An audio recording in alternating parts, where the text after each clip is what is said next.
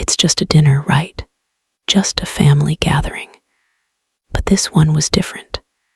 This was the first Christmas without Dad.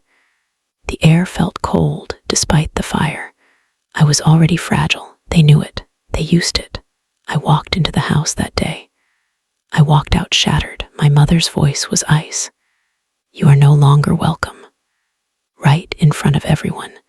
The ultimate public humiliation. For what? For 20 years of selflessness. 20 years of sacrifice. It was all a lie. Their love was a transaction. And my sister was the architect. She smiled. A chilling, satisfied smile. She thought she got away with it. Oh, dear sister, you played a dangerous game. You shouldn't have pushed me that far.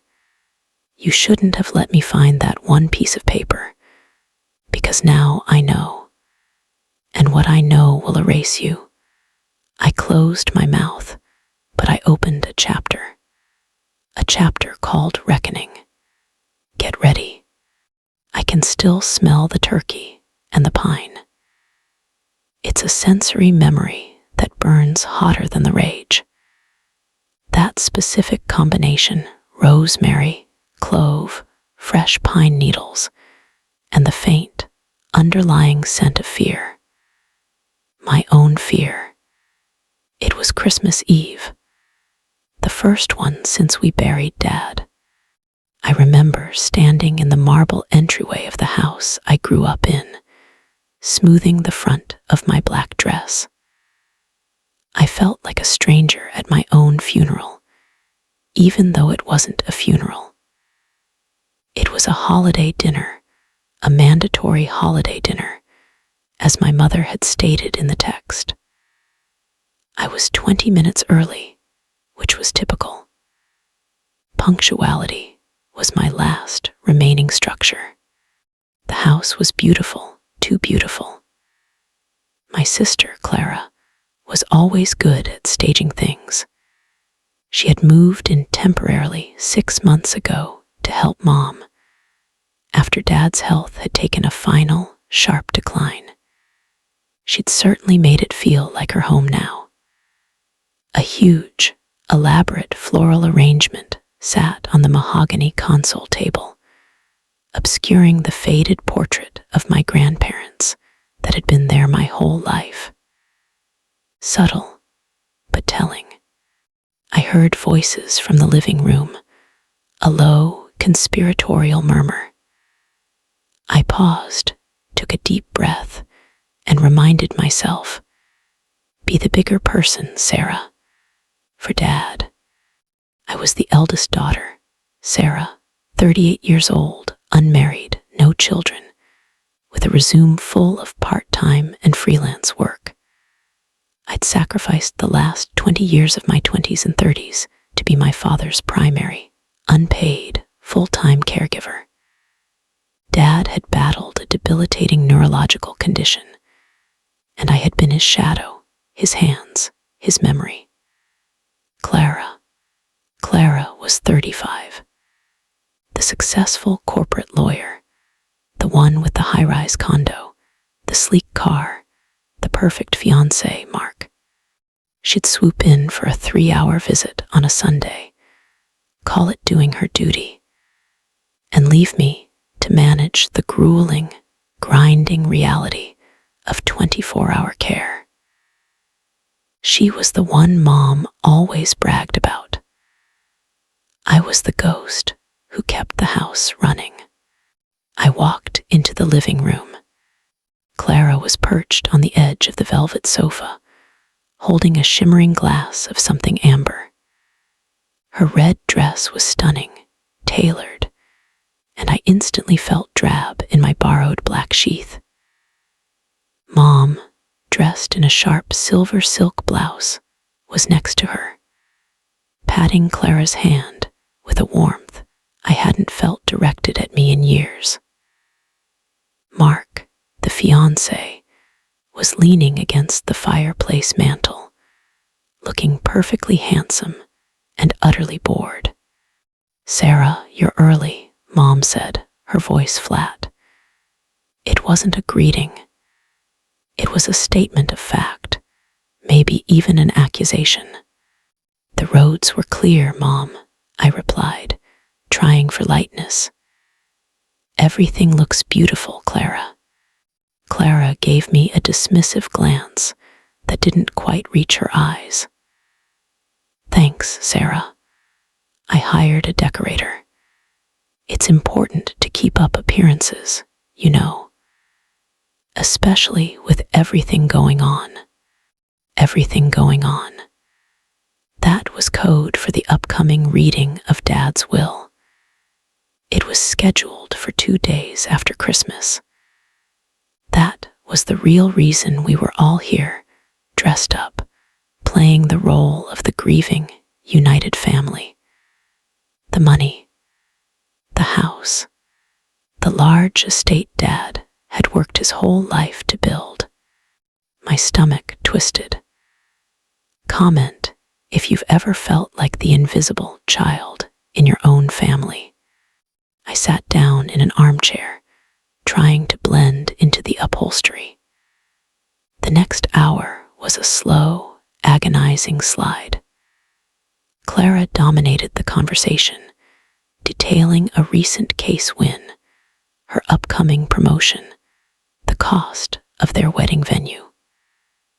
Mom chimed in with breathless praise, reinforcing the narrative. Clara was the star.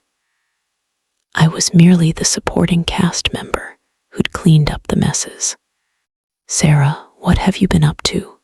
Clara asked eventually, not out of interest, but obligation. "I'm starting a new certification in elder care management," I said. "It should help me find full-time work now that," I trailed off. Saying now that Dad is gone was still impossible.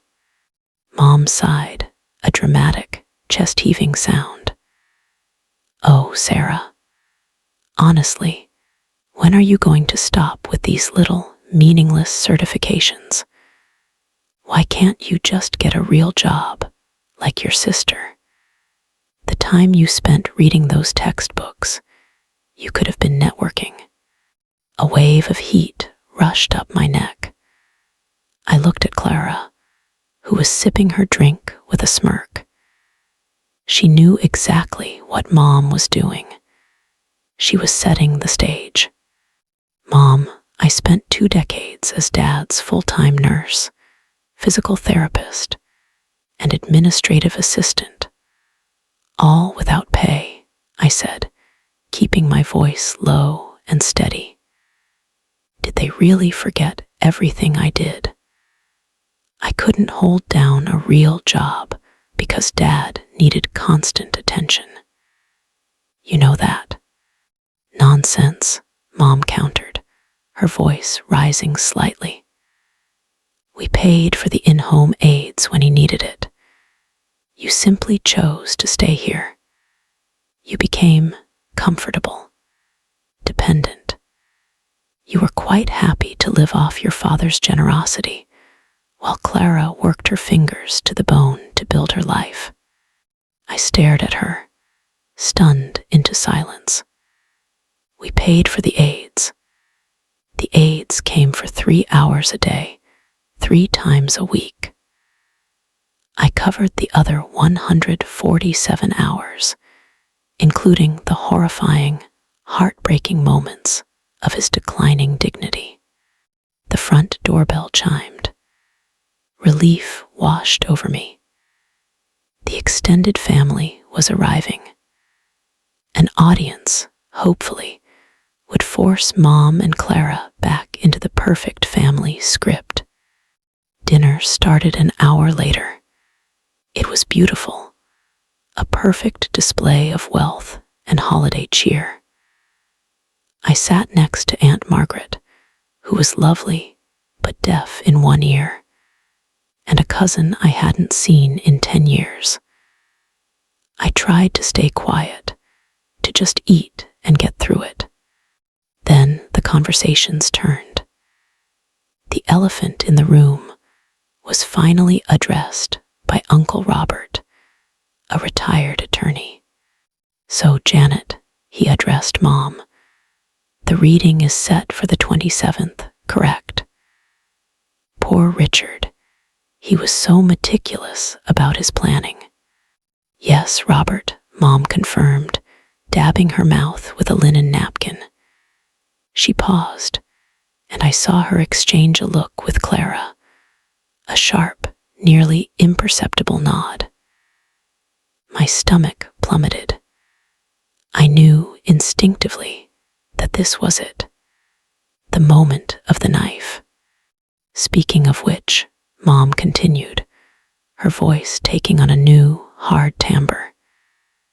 She looked straight at me across the centerpiece, past the flickering candlelight. Every single eye at the table, all 20 of them, snapped to me. "Sarah, I need to talk to you about the house. Since Richard's passing, and since you don't have a career trajectory yet, I've decided that it's time for you to start standing on your own 2 feet. I felt a cold dread begin to pool in my chest. "What are you saying, Mom?" "I'm saying that Richard left the house to me, as you know, with the stipulation that I could live here until I pass. And then it would be sold and the proceeds split. However, Richard also left me the authority to make necessary living changes. And this is a necessary change." She inhaled sharply. "This house is very large. Maintaining it is expensive. Clara has offered to sell her condo and move in permanently with Mark, helping me with the bills and the upkeep, which will be a tremendous relief. She has the resources, the time, and the stability to do so." She leaned forward, her eyes utterly devoid of affection. "Sarah, you are an adult. You need to stop clinging to your past. Effective immediately, I need you to find your own accommodation. You are no longer welcome to live here." The air in the room didn't just grow silent, it felt pressurized. The silence of 20 people watching a public execution. "I am no longer welcome." The words echoed in my mind, stripping me bare. Not just a daughter, not just a resident, not even a guest, but unwelcome. After all I had done, after sleeping on a cot next to Dad's hospital bed for 5 years, after spending my 30s bathing and feeding the man who was now gone, I didn't cry. The tears were trapped in a deep, burning well of shock. Instead, a razor-sharp clarity cut through the haze. If this doesn't make your blood boil, you haven't been betrayed yet. I looked at Mom. Her face was set, unyielding, a mask of self-righteousness. I looked at Clara. She was smiling a small, secret smile into her wine glass. Victory. She had orchestrated this. She had moved in, charmed Mom, and convinced her that I was the leech, the burden, the obstacle to her comfortable inheritance. "I see," I said, the words coming out as a dry, scratchy whisper. I placed my fork down, carefully, deliberately, on the plate. The tiny metallic sound a jarring intrusion into the silence. "No, I don't think you do, Sarah," Mom pressed, seizing on my apparent lack of fight. "You need to understand. This is for your own good. It's tough love. You'll thank me later, when you've found your independence. Tough love. A beautiful bow wrapped around a toxic gift. I rose slowly from my chair. I was shaking, not with sadness, but with a terrifying, controlled anger. I had to leave before I broke something, or someone. "You're right, Mom," I said, my voice now surprisingly strong, cutting through the silence. "I do need to find my own accommodation, and I need to find my own family." I didn't look at Clara. I looked at Mom, right into those cold, blue eyes. "I hope your future here is everything you dreamed of. I hope the house, the money, and the convenience of my absence brings you all the comfort you deserve." And then I turned and walked out. I didn't say goodbye. I didn't stop to gather my coat or my purse. The need to escape was visceral. I walked straight through the foyer, past the opulent floral arrangement, and out the front door into the biting December air. The snow was coming down in thick, wet flakes. I reached my old, battered car, the one Dad had insisted I take care of, and fumbled with the keys. I sat there for a long time, the engine running, staring at the warm, golden glow spilling from the dining room window. They were laughing now. The silence was broken. My expulsion was complete. That's when the tears came, fierce and hot. The shock wore off, and the reality set in. They had discarded me, the good daughter, the caretaker, thrown out on Christmas Eve, 1 month after my father's death. Have you ever been thrown away by the people who were supposed to protect you? Share your story. I drove. I had $20 in my wallet and a box of clothes at a storage unit downtown. The emotional collapse began halfway down the freeway. I had no plan, no home, and an 18-year-old cat waiting for me in the soon-to-be-sold house. I had lost the fight, or so I thought. I drove until I reached the downtown storage facility. It was late, and the lot was empty. I needed to move the cat to retrieve the last remnants of my life. I had to go back. I pulled into the parking lot, but I couldn't bring myself to get out. I just sat there, head on the steering wheel, my whole body racked with deep, silent sobs. My phone rang. It was an unknown number. I ignored it. It rang again and again. Finally, I answered, my voice raw. "Hello? Sarah, is that you?" It was a man's voice, quiet, professional. "Who is this?"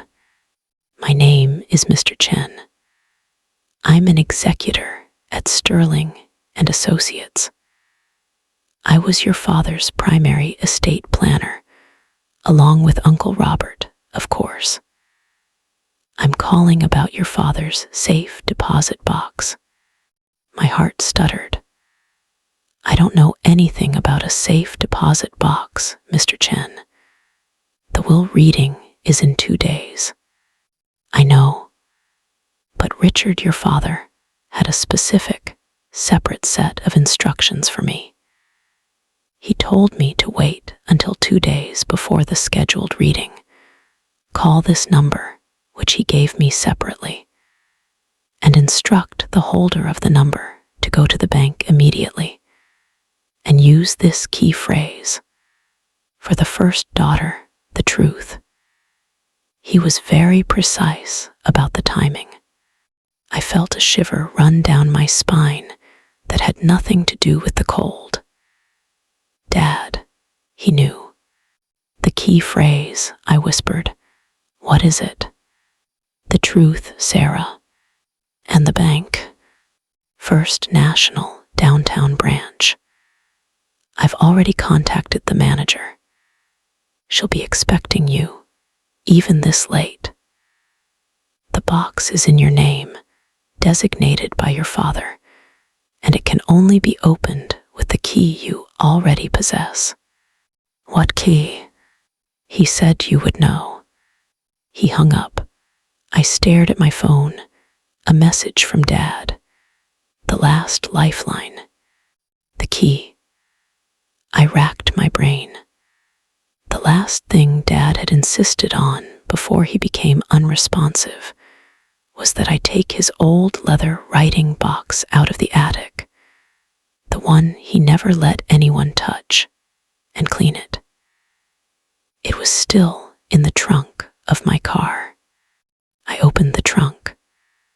The box was heavy, old, and smelled of cedar and dust. I found the lock. It wasn't the ornate brass lock on the lid, but a tiny, nearly invisible pin-tumbler lock hidden beneath the velvet lining inside the box. I took a deep breath and inserted the small, plain silver key I had always worn on my keychain, thinking it was just decorative. It clicked. Inside, there was no money, no jewelry. Just two things: an old, folded bank receipt and a small, official-looking, sealed manila envelope. I drove to the bank. Hidden truth reveal. The bank manager was waiting for me, a woman with kind eyes and a professional demeanor. She led me down to the vault. I spoke the phrase, "For the first daughter, the truth." She nodded, took the receipt from my hand, confirmed my identity, and opened the safe deposit box. Inside were dozens of files, neatly labeled. But one thick folder, secured with a rubber band, was placed directly on top. It had only my name on it, written in Dad's steady, familiar hand. Sarah, my truth. I took it to the private consultation room and opened it. My hands were shaking too violently to hold the file steady. The first document was a handwritten letter from Dad. "My dearest Sarah, if you are reading this, I am gone, and the worst has happened. I know what they are doing. I see it every day. I have seen the way your mother and Clara treat you. They see your sacrifice as weakness. They see your selflessness as an opportunity. They believe you will disappear quietly. But I know my daughter. I know your strength. I needed to protect you, not just from the world, but from the greed in our own home. Everything I have done in the last 5 years has been a quiet countermeasure. I could not fight them openly, my dear. Not while I was sick, but I could plan. And I have. The will they will read on the 27th is the official will. It's exactly what they expect. It will give your mother the house with Clara's help, and it will divide the remaining liquid assets between you, Clara, and a small trust fund. It's what I had to do to keep the peace while I was alive. But there is another will, a codicil, a final overriding instruction signed and witnessed 2 weeks ago. This codicil must be introduced by your personal attorney at the reading of the will. Not a moment sooner. You will find the sealed codicil at the bottom of this box, filed and legally binding. But first, Sarah, you need to see the truth you've earned. My heart was hammering against my ribs. I dug deeper into the folder. The documents were irrefutable. Document 1, bank statements. A detailed ledger showing large, consistent transfers totaling over $100,000 from my father's personal accounts into a separate, private account in Clara's name only over the past year. Transfer reason: consulting fees, business expenses. Clara was bleeding him dry under the pretense of managing his finances. Document 2, the caregiver contract. A signed, notarized contract between Richard M. Hayes' dad and Sarah L. Hayes me, establishing me as the sole, full-time professional caregiver for 20 years, with an outstanding payment schedule. The final line, highlighted in yellow by Dad, read, total outstanding compensation for full-time caregiving services rendered $480,000 USD. He had not only documented my work, he had assigned a monetary value to my sacrifice. He owed me nearly $500,000. Document 3, the engagement. A private investigator's report. This one made my stomach turn to ice.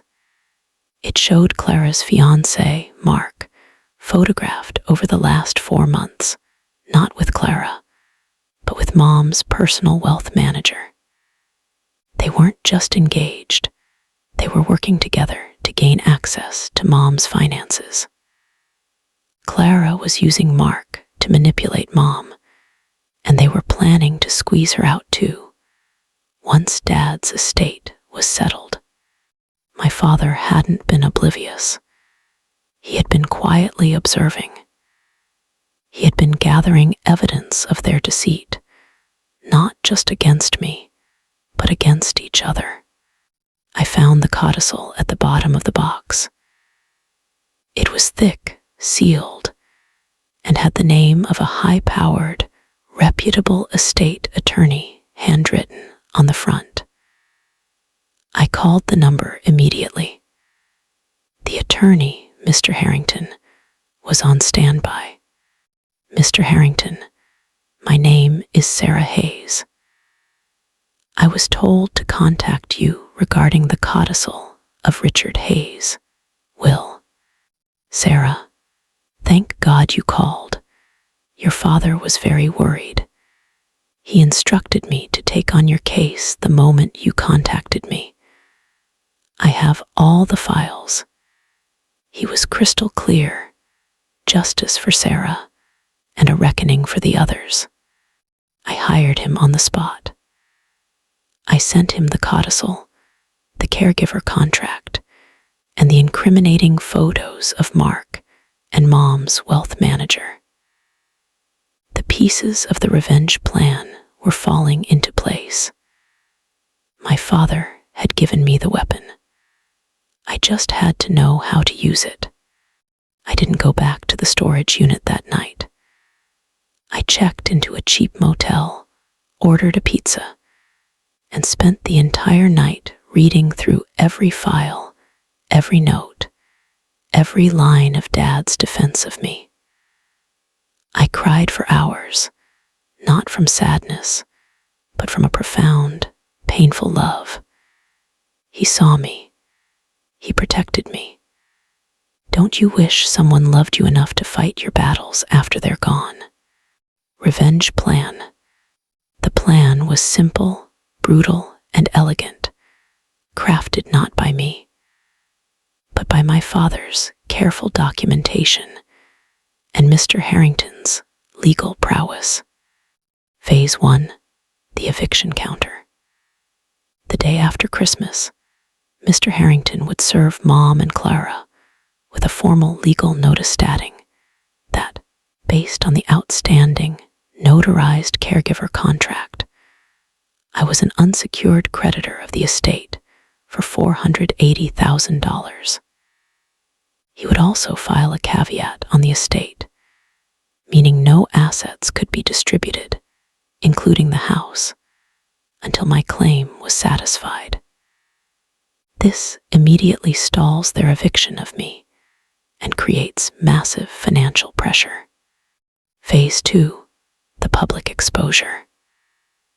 At the reading of the will on the 27th, after the predictable, initial will is read, the one that leaves me a small portion.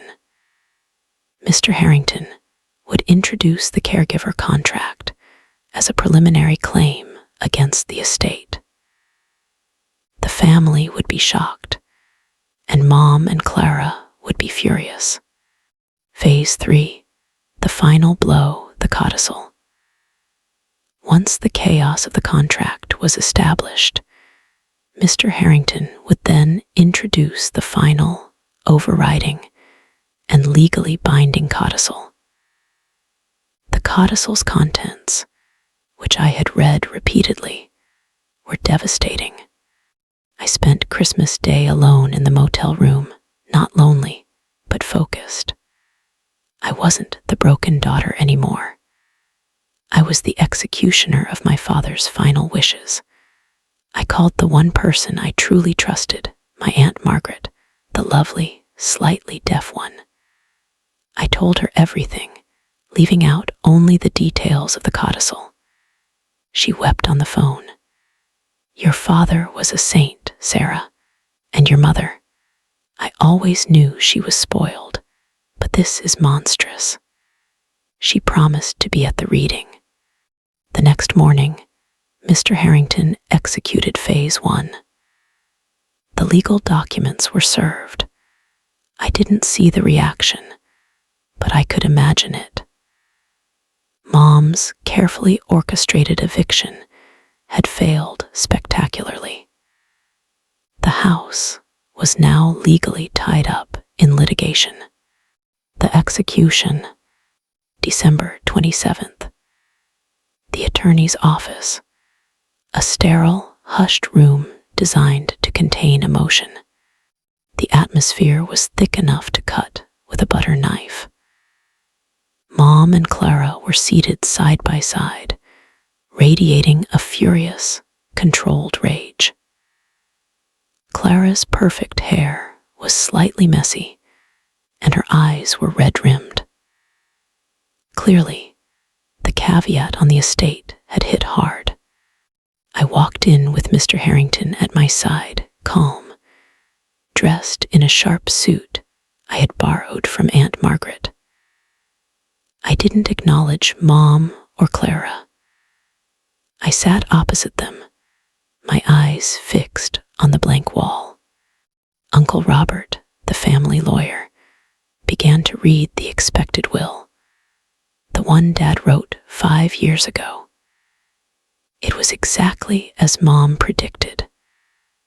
Mom got the house and the majority of the liquid assets, and Clara and I were each left a modest, equal sum. Mom looked smug. Clara gave me a triumphant, pitying look. Then Mr. Harrington cleared his throat. Excuse me, Mr. Hayes. Before you move on to the closing formalities, I must introduce a separate, legally binding claim against the estate of Richard Hayes. He placed the thick caregiver contract on the table. Mom slammed her hand down on the table. What is this garbage? This, Janet, Mr. Harrington said calmly, is a notarized contract for services rendered. It stipulates Sarah Hayes as an employee of the deceased for full-time caregiving for the past 20 years. The outstanding balance due to Ms. Hayes, a debt against the estate, is $480,000. The room erupted. This is an outrage, Mom shrieked. A desperate attempt to fleece the estate. Richard would never. She was living here rent-free. She was his daughter. Clara was screaming at me. You mercenary, you disgusting vulture. You think you can put a price on family loyalty. I finally looked at her. My expression was one of cold, dead calm. Dad did Clara, not me. He assigned the value. He knew what my time was worth. Unlike you, he knew the difference between a sacrifice and a con. If you're watching this, hit the like button if you think I deserved every penny. Uncle Robert, flustered, looked at the contract. I see the notarization. I have to acknowledge the validity of this claim, Janet. It is a debt of the estate to be settled before asset distribution. The entire room was in chaos. The $480,000 claim would essentially wipe out the liquid assets, meaning Mom would get the house, but very little cash, forcing her to sell or take on a large mortgage. Clara's cut was gone. The shock on her face was exquisite. But wait, Clara cried. Where are the invoices? The tax forms? She never paid taxes on this. She can't claim this. Mr. Harrington smiled, a chillingly professional smile. Richard Hayes, being meticulous, had arranged for the full amount to be taxed at the applicable bracket. He documented it all in a separate file, which I have forwarded to the IRS. Ms. Hayes will be receiving the full payment, and the appropriate tax forms will be filed by the estate. My father had covered every single base. Mom was gasping for air. I'll fight this. I will sue you both into poverty. That won't be necessary, Janet, Mr. Harrington stated, his voice firm. He pulled a second, heavier document from his briefcase. This is the final, overriding codicil to the last will and testament of Richard M. Hayes, signed and witnessed 2 weeks before his passing. I am now entering it into the record. The atmosphere, already volatile, went rigid with suspense. Clara and Mom stared at the paper as if it were a bomb. Mr. Harrington began to read the codicil. In light of my wife, Janet Hayes, having shown willful disregard and emotional neglect toward my eldest daughter, Sarah, and having actively participated in a scheme to remove Sarah from the family home and deny her the compensation she justly earned for her dedication to my health and well-being. Mom's face went white. She knew. Dad had been watching her too, and because I have documented evidence that my younger daughter, Clara Hayes, has systematically and fraudulently extracted large sums of money from my personal accounts under false pretense, Clara let out a small, strangled sound. The secret transfers, the consulting fees, Dad had documented the fraud. I hereby revoke all previous specific bequests to Janet Hayes and Clara Hayes. A collective gasp went around the room. Furthermore, to ensure that the individual who provided the most genuine care and loyalty is protected, I make the following dispositions. The full outstanding debt of $480,000 to Sarah L. Hayes is to be satisfied immediately by the estate. The family home and all remaining liquid assets are hereby placed into a generation-skipping trust for the future benefit of Sarah Hayes' children. Or, should she have none by the age of 50, to a charitable foundation dedicated to the support of unpaid family caregivers. Sarah L. Hayes is hereby appointed the sole, lifelong, rent-free, and utilities-free trustee and occupant of the family home, and the recipient of a modest annual stipend from the trust for maintenance. Neither Janet Hayes nor Clara Hayes shall have any access to or interest in this trust, the assets, or the property for the remainder of their natural lives. Silence, absolute, terrifying silence. I closed my eyes for a brief, cleansing moment. Thank you, Dad. The house, the home I had sacrificed everything for, the house they had kicked me out of. It wasn't Mom's. It wasn't Clara's. It was mine for life, legally protected in a trust that explicitly excluded them. They couldn't even visit unless I allowed it. Mom began to cry, but not the tears of a grieving widow. The tears of a woman who had lost her security, her status, and her power. He hated me. He hated us, she wailed. No, Janet, Mr. Harrington said gently. He loved you. He just hated greed and betrayal. And he loved Sarah enough to ensure she was never hurt by it again. Clara, the high-powered lawyer, had finally broken. You can't do this, Sarah. I'll contest the codicil. I'll fight the fraud charges. Mr. Harrington leaned forward, a grim look on his face. Ms. Hayes, the fraud against the estate, documented by your father, is not a civil matter. It is a crime. The evidence has already been forwarded to the district attorney's office.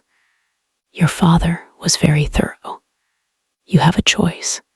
Accept the codicil, walk away, and focus on your defense against the embezzlement charges. Or you can drag this through the courts and risk prison time.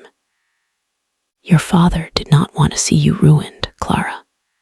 He simply wanted you to be accountable.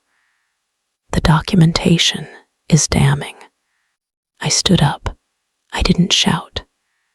I didn't gloat. I simply looked at my sister, the architect of my pain, and saw the utter collapse of her perfect life, her perfect plans, and her perfect confidence. The look in her eyes was one of pure, unadulterated fear. I closed my mouth at the dinner table, I said softly, because my father had taught me that sometimes the quietest strategy is the most lethal. I looked at Mom. You told me I was no longer welcome. You were right, but you forgot that this was Dad's house, and now, legally, it is under my protection. You are welcome to stay until a new residence can be secured, but I will be moving back in tomorrow. You will be my guest, Mom, not my host, and you will be paying rent. It was the final, devastating turn of the knife. She had lost everything because she was unwilling to give me the dignity I deserved. Aftermath and lesson. I walked out of the office and into the sunshine. I didn't feel triumph. I felt an exhausting, profound sense of peace.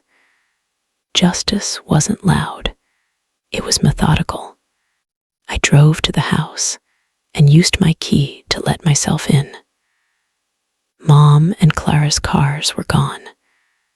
The house was cold and silent. I walked into the dining room. The table was cleared, but the ghost of that betrayal still hung in the air. I went into the living room and moved Clara's expensive floral arrangement. There, underneath it, was the portrait of my grandparents. I smiled. I put my hand on the mantel where Mark had stood, plotting. My home. Within a month, Mom had moved into a small, rented condo near Clara. Their relationship, already strained by betrayal, was shattered by the revelation of Clara's scheme and the finality of the codicil. Clara's fiancé, Mark, disappeared, realizing the source of the wealth was now untouchable. Clara didn't go to jail, but she lost her high-powered job due to the documented financial improprieties and the cloud of the investigation. The perfect life was over. I, Sarah Hayes, the invisible daughter, received the $480,000 for my 20 years of work. I paid off my student loans, put a significant amount into a retirement account, and used the rest to finally open the elder care consulting business I had always wanted. I now live in the beautiful, quiet house, taking care of my cat, tending the garden, and finally, taking care of myself. The lesson wasn't about the money. It was about seeing clearly. It was about recognizing that when someone shows you who they are, a betrayer, a fraud, an abuser of trust, you must believe them. And you must never be afraid to use the tools available to you for self-preservation. My father's love, expressed not through sentimentality, but through meticulous legal defense, was the greatest inheritance of all. He showed me how to close one chapter of heartbreak and open a new one, a chapter of strength, independence, and absolute justice.